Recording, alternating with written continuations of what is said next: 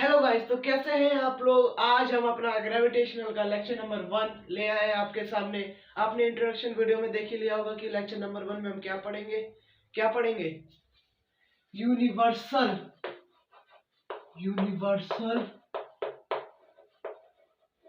Law of gravitational. ये ऐसा law है, पहले आप इसके पूरी इस जो इसका हेडलाइन है, कॉन्सेप्ट है, उसको ही समझिए। यूनिवर्सल मतलब पूरे अंतरिक्ष ब्रह्मांड में एक कानून बनाया गया ग्रेविटेशनल का, जो पूरे का ये जो कानून बनाया गया ना ग्रेविटेशनल के, पूरे ब्रह्मांड में सेम रहेगा। आज हम इसी को डिस्कस करने वाले हैं, तो आप अपनी कुर्सी की पेटियां बांध लीजिए और चलते हैं पढ़ने। यूनिवर्सल लॉ ऑफ ग्रेविटेशनल, इसकी हमें एनसीईआरटी में दी गई है स्टेटमेंट, फॉर्मूला डिराइव, इसका एक फॉर्मूला मिलता है हम, और कुछ हम इसकी फैसिलिटीज जानेंगे और इसकी ऐसा यूनिट, इसकी वैल्यू कैलकुलेट, ये सब हम जानेंगे। तो चलते हैं। पूरे ब्रह्मांड का एक कानून ग्रेविटेशनल का जो हर जगह समान होता है। तो चलते हैं, इसकी स्टेटमेंट को पढ़ते हैं, रीड स्टेटमेंट, और इसके फॉर्मूला को डिराइव करते हैं। चलिए। Every body in the universe, हर एक बॉडी ब्रह्मांड की, अट्रैक्ट ईच अदर बॉडी, हर एक बॉडी ब्रह्मांड की दूसरी बॉडी को अट्रैक्ट करता है, वो भी एक फोर्स से। अच्छा ठीक है, हर एक बॉडी दूसरी बॉडी को अट्रैक्ट करता है, वो भी एक फोर्स से। मतलब मैं दो ऑब्जेक्ट चाहिए तो मैं एक ऑब्जेक्ट लेके आ रहा हूं जल्दी से। देख लीजिए, यहाँ पे हम पे एक पेन है, एक चॉक होल्डर है, ये दोनों आपस में अभी अट्रैक्ट कर रहे हैं, वो भी जब एक फोर्स से। Force which is directly proportional, हमें पता है डायरेक्टली प्रोपोर्शनल, यहाँ पे लिख देता हूँ। डायरेक्टली प्रोपोर्शनल को लिख रहा हूं मैं डीपी, डायरेक्टली पी, इसका फर्स्ट में ले डीपी। ये मतलब ये जब प्रोपोर्शनल होता है ना, इसके सामने सामने मान लो यहाँ पे एक्स, मान लो डायरेक्टली प्रोपोर्शनल बढ़ेगा तो ये भी बढ़ेगा, एक्स भी बढ़ेगा। अगर डायरेक्टली प्रोपोर्शनल घटेगा तो ये भी घटेगा। ये हमने एक एग्जांपल ले लिया, ठीक है। तो रशिया की तरह हमने डायरेक्टली प्रोपोर्शनल समझ लिया। हाँ, तो which is directly proportional to the product of their masses. इन प्रोडक्ट का इन ऑब्जेक्ट का मास कितना है, उनको प्रोडक्ट करके फोर्स डायरेक्टली प्रोपोर्शनल है। तो इसका मास ले लेता हूं m1 और इसका मास ले लेता हूं m2। ठीक है, इतना हमें पता चल गया। हमने कहां तक रीड कर लिया, यहां तक। Every body in the universe attract each other body with a force which is directly proportional to the product of their masses। यहां तक हमने समझ लिया। अब बोलना है इनवर्सली प्रोपोर्शनल। ये जो फोर्स है ना, ये यूनिवर्सली प्रोपोर्शनल भी है, मतलब 1/। इनवर्सली प्रोपोर्शनल इधर समझिए, यहाँ पे मैं इनवर्सली प्रोपोर्शनल को आईपी ले रहा हूँ, आईपी।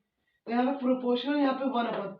हम इनवर्सली प्रोपोर्शनल मैथमेटिक्स का एक रूल है, जब भी इनवर्सली प्रोपोर्शनल बोले तो 1/, में लेने। यहाँ पे एक्स ले लिया, मान लीजिए जब एक्स बढ़ेगा तो इनवर्सली प्रोपोर्शनल घटेगा, और जब इनवर्सली प्रोपोर्शनल बढ़ेगा तो एक्स घटेगा। ये हमने इनवर्सली प्रोपोर्शनल सीख लिया, ठीक है। Inversely proportional to the square of distance between them. मान लीजिए ये कहना चाह रहा है to the square of distance between them. अच्छा ठीक है, इन दोनों ऑब्जेक्ट के बीच में कितना डिस्टेंस है। मान लीजिए डी डिस्टेंस है, तो डी का हमें स्क्वायर कर देना है। मैं बोला देखो, square of the distance between them, इन दोनों ऑब्जेक्ट के बीच में कितना डिस्टेंस है उसका स्क्वायर। ये दोनों हो गए अपने दो, इक्वेशन नंबर 1, इक्वेशन नंबर 2। रुझे मैं इसे रश करता हूँ 2 मिनट में। यह मिल गया। और जब हम इक्वेशन नंबर 2 को कंबाइन करेंगे ना, कंबाइनिंग फॉर्म, तो हमें एक ओ मिलता है, फोर्स। इधर भी फोर्स है और इधर भी फोर्स है, तो फोर्स तो ऐसे ही आ जाएगा m1 इंटू m2, ये मल्टीप्लाई में। अब अपॉन में डी स्क्वायर आ जाएगा, कि ऐसा मल्टीप्लाई होगा ना 1/d²। तो वहां पे लिखे या यहाँ पे लिखे तो एक ही बात है, तो इसको रश कर लेते हैं। समझ आ गया। कंबाइंड करा जब हमने इक्वेशन नंबर 1 और 2 को, तो हमें मिलता है force directly proportional mass number 1 into mass number 2 upon में d²। इसको समझ लिया हमने कैसे आया। every body in the universe attract each other body with a force which is directly proportional to the product of their masses, ये, और inversely proportional to the square of distance between them, ये force दोनों के इसके है directly proportional, ये बढ़ेगा तो ये बढ़ेगा, लेकिन जब ये बढ़ेगा तो ये घटेगा। ये हमने समझ लिया। तो चलते हैं, इसके हमने ये निकाल दिया। मैं इसको मिटा देता हूँ 2 मिनट के लिए।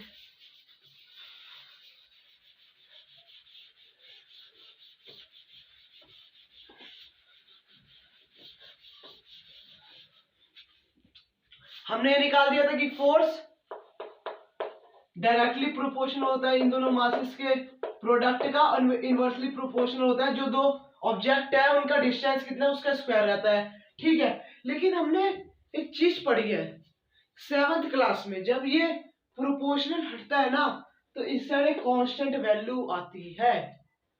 उसी कांस्टेंट वैल्यू को जो मैं बोल रहा हूं उसको ध्यान सुनिए, उसी कांस्टेंट वैल्यू को हम कहते हैं यूनिवर्सल लॉ ऑफ ग्रेविटेशनल। और जो यूनिवर्सल लॉ ऑफ ग्रेविटेशनल उसे हम जी से डिनोट करते हैं। यूनिवर्सल लॉ ऑफ ग्रेविटेशनल उसे हम जी से डिनोट करते हैं। मतलब जब ये हम प्रोपोर्शनल हटाएंगे ना तो इस साइड जी आ जाएगा। हाँ, आप कहोगे इस साइड क्यों आएगा, इस साइड क्यों नहीं आएगा, कि प्रोपोर्शनल के ठीक सामने वाली टर्म में आता है। Force is equal to G m1 m2 upon में डी स्क्वायर। ये आपको समझ में आ गया, यूनिवर्सल लॉ ऑफ ग्रेविटेशन। और ये जो है ना, ये जो जी है ना, जी ये हमेशा इक्वली रहेगा। इसकी वैल्यू मैं दिखाऊंगा क्या होती है। ये जो हमेशा पूरे ब्रह्मांड में रहेगा ना, जी रहेगा। मतलब जाके आप मून पे जाइए तो जी का कुछ और कर दीजिए, ऐसा कभी नहीं होगा। ये इसी तो इसका ही तो नाम है यूनिवर्स का ऐसा लॉ ग्रेविटेशनल का, जो हर जगह कानून, ये जो कानून है ये हर जगह काम किया जाता है, हर जगह इससे ही फॉलो होते हैं। जो भी काम हो तो इससे ही फॉलो करा जाता है, जी को। अब आप कहोगे ठीक है, ये हमें समझ आ गया, क्वेश्चन करके दिखाइए। ठीक है, नहीं क्वेश्चन ही, पहले हम इसकी वैल्यू फाइंड करते हैं, इसकी ऐसा यूनिट। और लेकिन चलिए, अब हमें पता चल गया यूनिवर्सल लॉ ऑफ ग्रेविटेशन जो है, इसके बारे में हम कुछ फैसिलिटीज जान लेते हैं। ये फोर्स होती है ना, ये फोर्स जो ग्रेविटेशनल फोर्स होती है ना, ये नॉन कांटेक्ट फोर्स होती है। यूनिवर्सल लॉ ऑफ ग्रेविटेशनल, ये जो फोर्स होती है ना, ये नॉन कांटेक्ट, मतलब कांटेक्ट तो आपने पढ़ा होगा, जैसे friction is a contact force. जो फ्रिक्शन है, मैं चॉक होल्डर का से देखो ये ऐसे जा रहा है, लेकिन ये पूरा आगे चला जाता, मेरे हाथ से गिर के नीचे चलता जाता रुकता नहीं। लेकिन जो फ्रिक्शन है ना, ये ऐसे ऐसे चल रहा है, फ्रिक्शन इस साइड से ना अपोजिट फोर्स लगा रही है, ये इस साइड से चल रहा है, लेकिन इस साइड से चल रहा है, इसकी फोर्स कम होती गई, एक समय पे ये ऐसा आ रहा है, ये रुक जा रहा है। लेकिन ये नॉन कांटेक्ट फोर्स होती है। जैसे मैंने गिराया नीचे, तो नीचे गिर गया, बिना कांटेक्ट में आए गिर गया, ये कहीं टच हुआ कहीं ना टच हुआ, नीचे जाके तुरंत गिर जा रहा है, नीचे जाकर टच हो जा रहा है। लेकिन नॉन कांटेक्ट फोर्स, ये कहीं भी फेंक दो जाके नीचे ही गिरेगा। कि जो धरती माँ है ना, इसके ऊपर एक फोर्स लगाई रहती होती है, जिस फोर्स को हम कहते हैं ग्रेविटी। इसे नोट डाउन कर लीजिए, ग्रेविटी। अर्थ हमारे ऊपर एक फोर्स लगा रहा होता है, उस फोर्स को हम कहते हैं ग्रेविटी। और जब दो ऑब्जेक्ट के बीच में कोई सी फोर्स लगे उसे हम कहते हैं ग्रेविटेशनल फोर्स। जब दो ऑब्जेक्ट के बीच में फोर्स लग रहा हो कोई, जैसे एक ऑब्जेक्ट ये एक ऑब्जेक्ट ये, इन दोनों ऑब्जेक्ट के बीच में ग्रेविटेशनल फोर्स लग रहा है, ये इसे खींच रहा है, लेकिन इनकी ग्रेविटेशनल फोर्स इतनी कम होती है ग्रेविटी के मुकाबले। मान लीजिए इतनी ज्यादा है ना, ये उतनी ही कम है, बहुत ज्यादा कम है। ग्रेविटी तो हम पे बहुत ज्यादा फोर्स लगा रही होती है, लेकिन जब दो ऑब्जेक्टों के बीच में जब ग्रेविटेशनल फोर्स लगता है, इनके मुकाबले बहुत ज्यादा होती है। ये तो 0.00001 समथिंग न्यूटन होता है इसका फोर्स, इसलिए ग्रेविटी ज्यादा फोर्स लगा रही होती है हम पे। इतना हमें समझ आ गया ग्रेविटी और ग्रेविटेशनल फोर्स क्या होता है। ग्रेविटी जो अर्थ हमारे ऊपर लगा रही होती है, और ग्रेविटेशनल फोर्स जो दो ऑब्जेक्ट के बीच में लगता है। इतना हमें क्लियर हो गया, ठीक है। अब साइंटिस्टों ने कहा साइंटिस्टों ने कहा कि इस जी की ना एक कांस्टेंट वैल्यू है। अब वो कांस्टेंट वैल्यू को हमें रटना ही पड़ेगा कि कोई फॉर्मूला डिराइव करके इसको नहीं दिखाया गया कि ये कैसे निकलेगी। इस कांस्टेंट वैल्यू को अब ध्यान से देखिए, 6.67 इंटू 10 की पावर -11। अब आप कहोगे कि सर हमने तो हर जगह पढ़ा है कि कोई भी होता है फिजिक्स में या मैथ में, उसका एक ऐसा यूनिट होती है। इसकी ऐसा यूनिट क्या है? मैं आपसे पूछ रहा हूँ, क्या इसकी ऐसा यूनिट? ये हमें फॉर्मूला मिल चुका है तो हम इस फॉर्मूले की मदद से इसकी ऐसा यूनिट नहीं निकाल सकते क्या? आप बताइए, हम नहीं निकाल सकते क्या? निकाल सकते हैं, और अभी हम निकालेंगे। हमें पता चल गया force equal to G m1 into m2। ये भी इसके मल्टीप्लाई में चला जाता है। कौन? ये प्रोपोर्शनल की ऐसी बात होती है। हम 12th में इसको और डिटेली समझेंगे। मल्टीप्लाई में है। चलो जी, हम जब भी किसी चीज की ऐसा यूनिट निकालते हैं, उस फॉर्मूला में सबकी ऐसा यूनिट पहले पटक देते हैं। जैसे फोर्स की ऐसा यूनिट हमने 9वें चैप्टर में पढ़ी थी, क्या होती है? न्यूटन। ठीक है, न्यूटन इज इक्वल टू जी की हम निकाल ही रहे हैं, जी इंटू मास की क्या होती है ऐसा यूनिट? मास की क्या होती है? अच्छा अच्छा अच्छा, मास की तो केजी होती है। अब यहाँ पे हम जो ना करेंगे kg1 kg2, kg1 kg2 नहीं करेंगे। अब हम बस केजी लिखेंगे, केजी इंटू केजी। अब बोलो क्यों? ऐसा यूनिट तो ऑलवेज सेम रहती है। इस वाले मास की निकालो, उस वाले घर की निकालो, इस वाले केजी में तो आएगा, लेकिन हमने कोई सी कम होती है, कोई सी ज्यादा, इसलिए हमने m2 लिया था, m1 m2। अब ये d क्या है? उन दोनों ऑब्जेक्ट का बीच का डिस्टेंस। और डिस्टेंस को हम किससे नापते हैं? सही पकड़े, मीटर से। तो यहाँ पे मीटर है, मीटर स्क्वायर। ठीक है, क्रॉस मल्टीप्लाई कर लेते हैं। ये इधर गया, newton metre square is equal to G into K G square. इतना हमें पता चल गया। अब ये जो यहाँ पे मल्टीप्लाई में इधर जाके डिवाइड में आ जाएगा। ठीक है, न्यूटन मीटर स्क्वायर अपॉन में के G square is equal to जी। जी की ऐसा यूनिट ये है। शौक लगा? ये है इसकी जी की ऐसा यूनिट। और जी की ऐसा यूनिट को हम ये भी लिख सकते हैं, G is equal to newton metre square के जी माइनस का 2। माइनस का 2 नहीं लिखना चाहते, प्लस का 2 लिखिए। यहाँ पे ये लगा दीजिए स्लैश। कि हमने मैथमेटिक्स में पढ़ा है, जब भी कोई टर्म ऊपर जाती है मल्टीप्लिकेशन में, जो उसकी पावर होती है वो माइनस में हो जाती है। ठीक है, अब हमें बक्सा खाली था, बक्से में भर देते हैं भाई, न्यूटन मीटर स्क्वायर के जी स्क्वायर। भर दिया हमने, हो गया हमारा काम। हमने इसमें जाना है यूनिवर्सल लॉ ऑफ ग्रेविटेशन क्या होता है। यूनिवर्सल लॉ ऑफ ग्रेविटेशन एक ऐसी चीज होती है जो पूरे ब्रह्मांड में एक कानून होता है, पूरे ब्रह्मांड में फॉलो होता है, वो भी ग्रेविटेशनल का। ऐसी तो हम बहुत कुछ आगे पढ़ेंगे, यूनिवर्सल लॉ ऑफ अलग अलग समथिंग चीजें, लेकिन हमारी क्लास में 9th में चीज है ग्रेविटेशनल, इसलिए यूनिवर्सल लॉ ऑफ ग्रेविटेशनल पढ़ रहे हैं। इसके फॉर्मूला हमने डेरिवेशन करा है, physical to G m1 m2 upon में डी स्क्वायर। इसकी ऐसा यूनिट, इसका ये वैल्यू, इसकी फैसिलिटीज बताइए। नॉन कॉन्टैक्ट फोर्स होती है। चलिए एक हम क्वेश्चन करते हैं, हमें सबकी वैल्यू पता चल गई ना। देखिए 6.67 इंटू 10 की पावर -11 न्यूटन मीटर स्क्वायर के जी स्क्वायर। अच्छा, तो एक क्वेश्चन मैं आपको देता हूँ। क्वेश्चन बड़ा मजेदार है, अगर आपसे हो गया तो बहुत सही, कि पहले ही लेक्चर में पहला ही क्वेश्चन कर दिया। मैं अभी ये संडे को विजय बैच का डीपीपी भी आ जाएगा, इसे आप सॉल्व कर देना। वेबसाइट में लिंक पे दे दूंगा।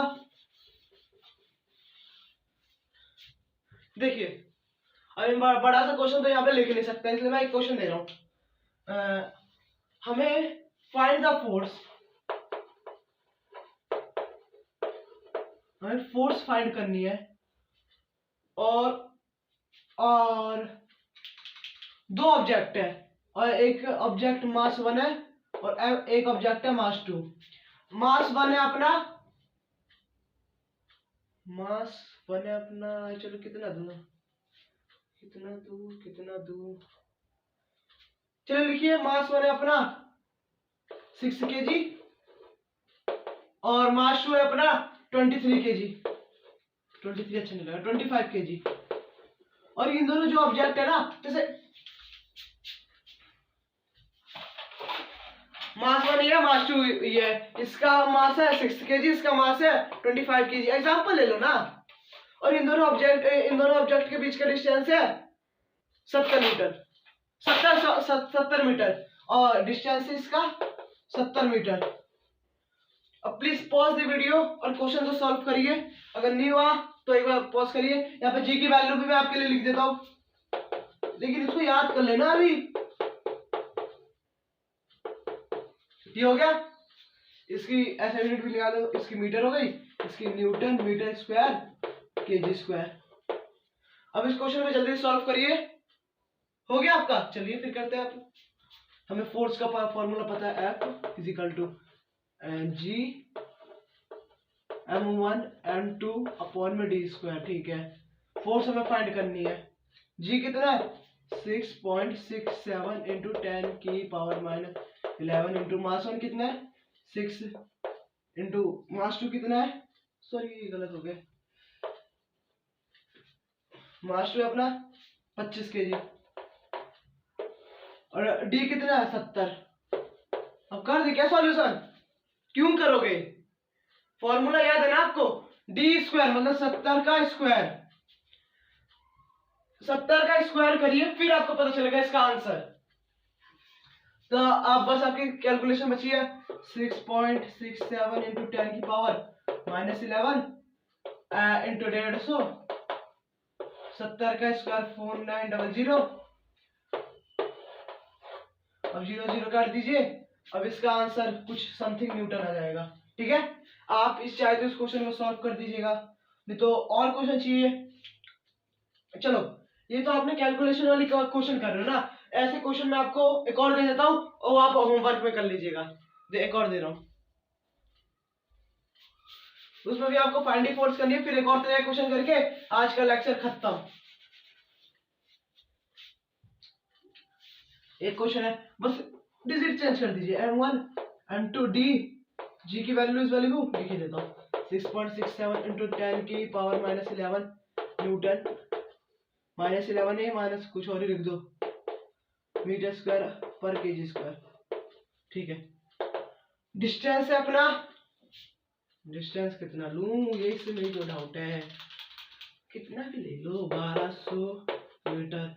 मास है एक, मैं लैम्बोर्गिनी का मास ले रहा हूँ 1305 kg, और इसका है 1208 kg। Please pause the video और सॉल्व द क्वेश्चन।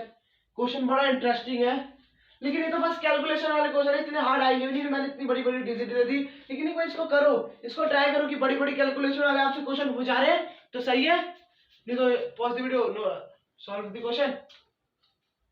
चलो अब हम आगे करवाते हैं।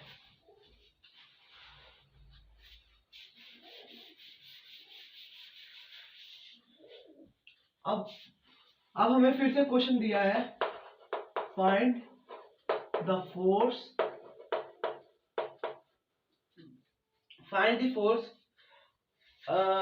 जी तो जी रहेगा, जो उसका मास 1 है, मास 1 हैज बी डबल्ड, जो मास 1 है वो डबल हो जा रहा है, और जो मास 2 है has B triple, has triple. फिर बताइए हमारा फोर्स कितना होगा। ठीक है, कर लेते भाई, हमें फोर्स का फॉर्मूला पता है, बस अप्लाई करो।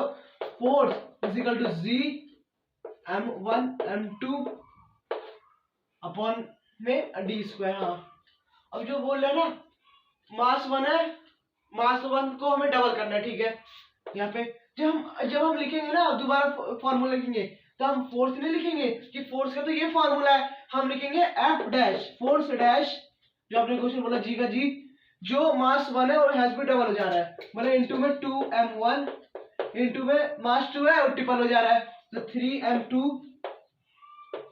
अपॉन में डी स्क्वायर।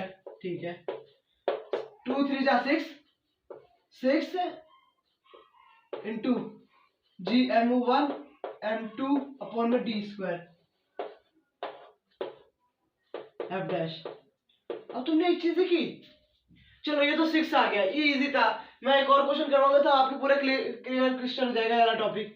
जो अपना ये जो 6 है 6 आ गया, लेकिन जो ये ना force is equal to G M one M two D square, G M one M two D square, मतलब जो फोर्स इक्वल है वो इसके इक्वल है। मतलब मैं उठा के ये नहीं लिख सकता, इसकी जगह फोर्स लिख सकता हूँ, मैं लिख सकता हूँ कि दोनों की वैल्यू सेम है। तो F dash is equal to 6 force. मतलब जब हम एक मास को डबल कर रहे हैं और दूसरे मास को ट्रिपल कर रहे हैं, लेकिन जब तो अब जब फोर्स निकलेगी, फोर्स 6 गुना हो जाएगी। अमेजिंग। जो फोर्स होगी वो 6 गुना हो जाएगी जब मास को एक मास को डबल करेंगे, दूसरे मास को ट्रिपल करेंगे। जब फोर्स निकलेगी वो 6 गुना हो जाएगी, यहाँ पे लिखा हुआ है। अब देखिए इसी क्वेश्चन में बदलाव कर देते हैं, फिर आपकी छुट्टी। अब जो चलिए फाइंड द फोर्स, जो डिस्टेंस है, डिस्टेंस बिटवीन टू ऑब्जेक्ट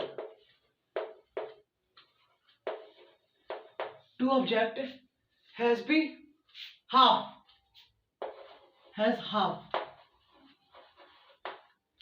जब उन दोनों ऑब्जेक्ट के बीच का जो मास है, वो मास जो डिस्टेंस है वो हाफ हो जाएगा, तो किस तरह की फोर्स निकलेगी वो करता है, फटाफट करता है। F equal to G M one M two upon D square, पता है हमें। अब हम लिखेंगे एफ डैश, या दूसरी फोर्स का नाम आ गया, उसके अंदर बदलाव करने वाला है। मास में तो कुछ चेंज दे ही नहीं रखा, तो मास का मास ही उतार देते हैं, ठीक है जी। अब जो हाफ हो जा रहा है, मतलब डी बाई टू हो जा रहा है, हाफ मतलब वही होता है 1/2 से मल्टीप्लाई, तो हम डी का स्क्वायर कर देते हैं। सर सख्त गलती है इधर, सर सख्त डी का स्क्वायर करोगे क्या, हम डी अपॉन टू का होल स्क्वायर करेंगे ना, कि जो डिस्टेंस है वो पूरा ही हाफ हुआ है, तो पूरे का स्क्वायर होगा, ना कि इसका। पूरा ही डिस्टेंस ही तो हाफ हुआ है, तो डिस्टेंस को हाफ करके क्या कर लोगे, पूरे को हाफ करना पड़ेगा।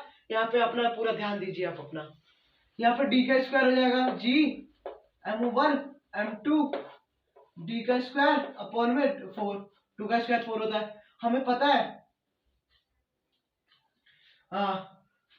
ये ऊपर नीचे है तो यहाँ पे 1 आ जाएगा 4।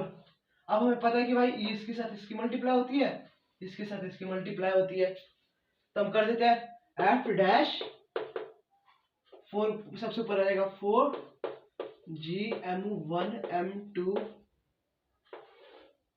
डी स्क्वायर की 1 इंटू डी स्क्वायर।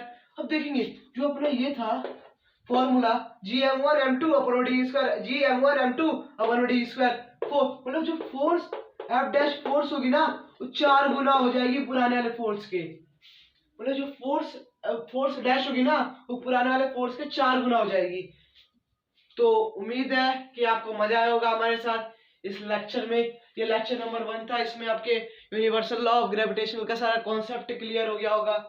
अगर नहीं हुआ, कुछ डाउट है आपको, तो प्लीज कमेंट बॉक्स में करिए, हम आपको पूरा सॉल्यूशन दिखा देंगे। ये तो बेसिकली समझ आ गया होगा। तो bye bye, thank you so much for watching, thank you. आज की क्लास मेरी पहली क्लास थी और पहली क्लास में बहुत ज्यादा मजा आया।